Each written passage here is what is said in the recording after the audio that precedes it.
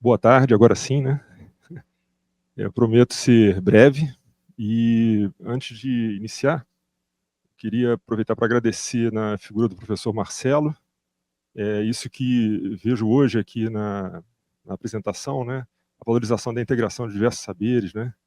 Em prol de um projeto tão bonito quanto esse em Maricá, que a gente torce para que ele não fique só no âmbito da universidade, né? Que se, de fato, realize e também com especial apreço pela ideia do novo pico de surf, né, em Maricá. Essa parte que segue, ela, a rigor, ela é um detalhamento de um assunto que o professor Marcelo já apresentou, mas que eu acho que é importante destacar. Eu observo que estão passando aqui, acho que o PPT, né? Talvez fosse melhor trocar para o PDF, porque está completamente desconfigurado, por conta da fonte. Vocês têm como trocar, gente? Porque senão fica um pouco difícil aí de resolver. Mas, bom, eu vou adiantando enquanto eles resolvem, né?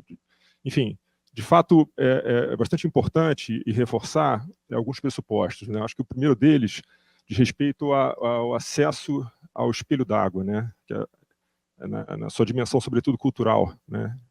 Em que pese aí as questões de ordem objetiva que já foram tratadas até aqui, né? É importante compreender, sobretudo na ênfase dessa pequena palestra, que nesse momento o foco está no arco 3, né? Que diz respeito à área, ao respeitar. Então, respeitar, sim, sobretudo a forma como o cidadão de Maricá utiliza e vivencia o entorno da lagoa, né? Nesse sentido, pensar também que até a rigor deveria ser um passo antes, né, que é a conservação ambiental e de reflorestamento, não só por força de lei, mas também por conta de todas as questões que a gente tem vivenciado na sociedade, em que pese aí as questões relacionadas à crise ambiental, né, o aspecto relacionado também à infraestrutura de serviços públicos, sempre baseada em uma lógica mais contemporânea, que se pauta em observar tradições, né, e formas de atuar no território que sejam condizentes, sobretudo com o aspecto de manutenção, né, porque muitas vezes é mais simples da gente encontrar os recursos para implantar e transformar o território e depois tem uma certa dificuldade de manter. Então, esse eu acho que é um aspecto bastante importante. A mobilidade ativa, que dialoga diretamente com o acesso à água, é muito importante e é multidimensional também, sob o ponto de vista de saúde e de condicionamento de contato e troca e conhecimento e pertencimento no espaço urbano, né? Porque tem um autor que para mim é muito caro, que é o Ivan Illich, que ele coloca que o transporte ele conecta pontos, mas dependendo da quantidade de energia empregada, ele acaba desconectando no entre, né? E a única forma de conexão real é essa, como a gente está realizando aqui, parado, no máximo andando, quiçá pedalando. Todas as outras formas acabam gerando algum tipo de desconexão. Então, a mobilidade ativa ela é bastante relevante no que diz respeito ao controle e pertencimento no território, né? Os aspectos relacionados ao turismo e economia local, que já foi bem tratado hoje aqui pela manhã, a participação comunitária e as colaborações, que acho que nesse sentido seria interessante que a gente observasse aqui essa proposta quase como se fosse um mosaico de soluções, ou até mesmo, se a gente quiser exagerar, como um cardápio, né? Um cardápio de soluções que, a partir da lógica fuzzy, né? Entendendo aí essa complexidade que não é simples de tomada de decisão, para entender quais são, acho que muito bem explicitado de forma muito competente na análise do arrecife, né? Artificial. A gente, acho que extrapolando, a gente pode entender que isso também ocorre para qualquer tomada de decisão aqui apresentada. Então, nesse sentido, para simplificar também, né, a gente trabalhou a partir, e o foco dessa apresentação, numa caracterização do entorno do sistema lagunar, a partir de 3 entradas, né? Áreas que têm alguma relevância verde mais notória, outras que estão numa situação que merecem um olhar mais cuidadoso a partir exatamente da tomada de decisão, né?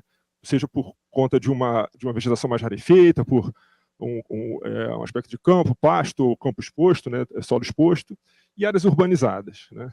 E nesse sentido, nós fizemos esse mapeamento, né, com essa caracterização,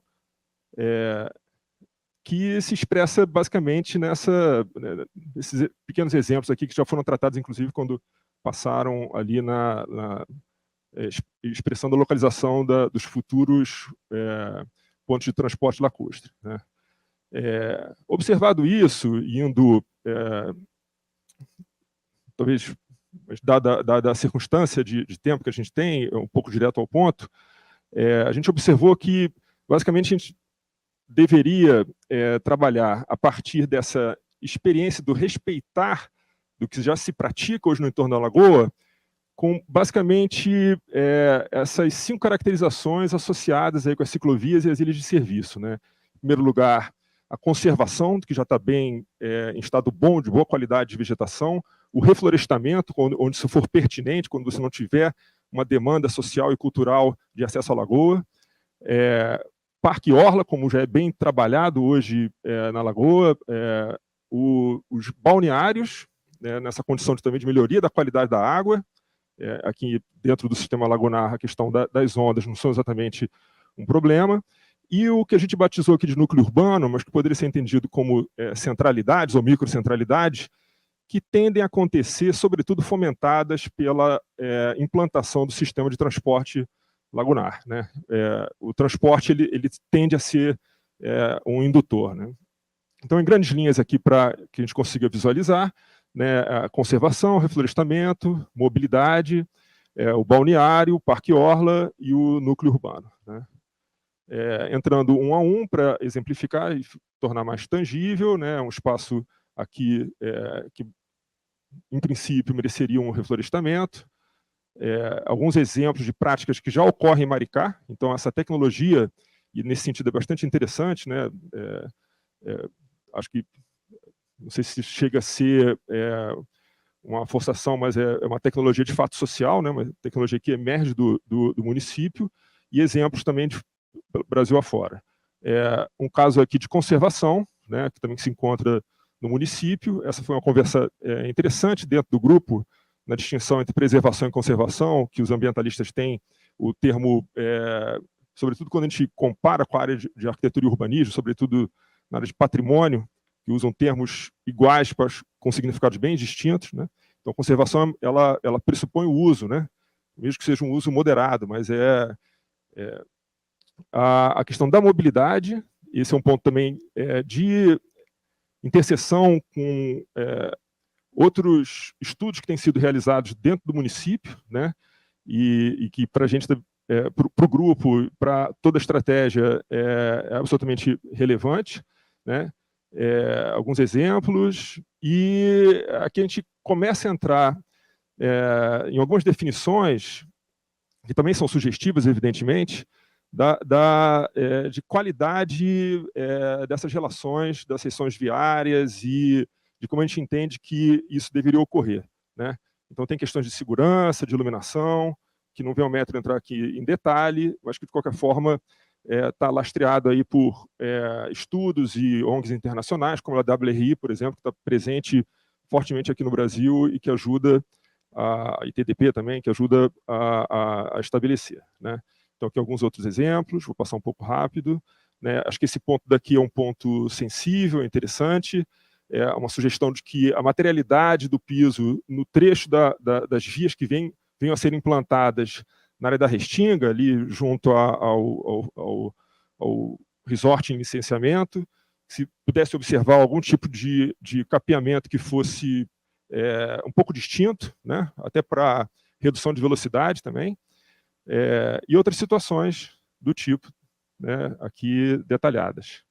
Aqui no que diz respeito ao balneário, acho que tem bons exemplos que já foram citados aqui também durante a parte da manhã, né?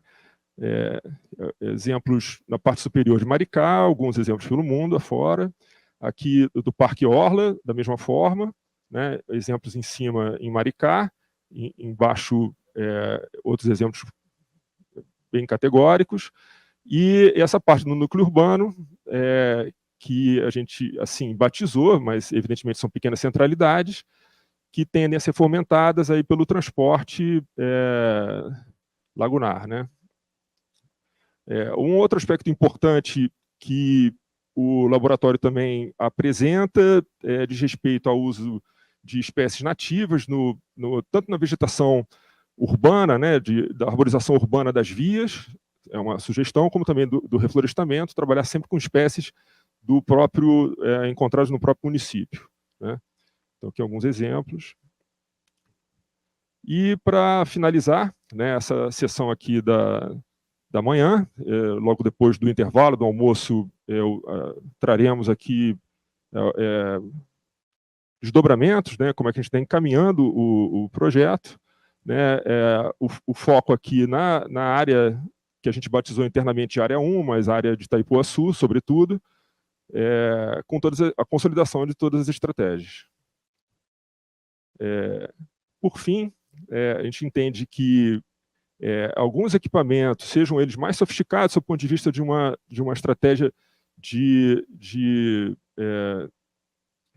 arquitetura, ou mesmo soluções mais quase que, enfim, temporárias, né? A gente entende que é importante que a gente consiga atuar e propor um conjunto de intervenções, sim, a partir daquelas situações temáticas, mas com alguma regularidade, com algum ritmo ao longo desse litoral de orla, que permita que todas as pessoas tenham acesso não só a ilhas de serviço para manutenção de bicicleta, acesso à água potável, também do ponto de vista de saúde pública, mas também equipamentos que deem conta daquilo que é a pertinência principal da lagoa, que são as atividades relacionadas à água, né?